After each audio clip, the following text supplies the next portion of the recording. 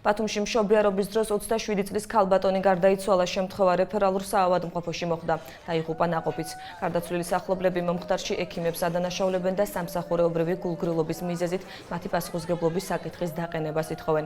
ოჯახის წევრები ამბობენ, რომ ორსული კლინიკაში დროულად მიიყვანეს და სასწრაფოდ ოპერაციის გაკეთება მოითხოვეს, თუმცა მათი თქმით მედიკოსებმა ქირურგიული ჩარევა დააგვიანეს. ახლობლების თქმით კლინიკაში გარდაცვალების მიზეზად მაღალი წნევა დაუსახელეს.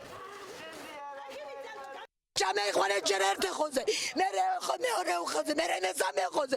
უთხარი ქალბატონო, რა ხდება თქვენი პაციენტი იყო და ასე რა მოხდა მეთქი და რას მიყვირი ხარ, რას გიყვირი ხარ, მე უთხარა 10 დღის უკან შენთან იყო აქ რა შეიცვალა მეთქიდე და ხან დააბრალა ბეხები გასიმებული ხან წერება აქოდე და ჯანდაბას მეთქი უთხარი არ მინდა მაიშვილი მეთქი.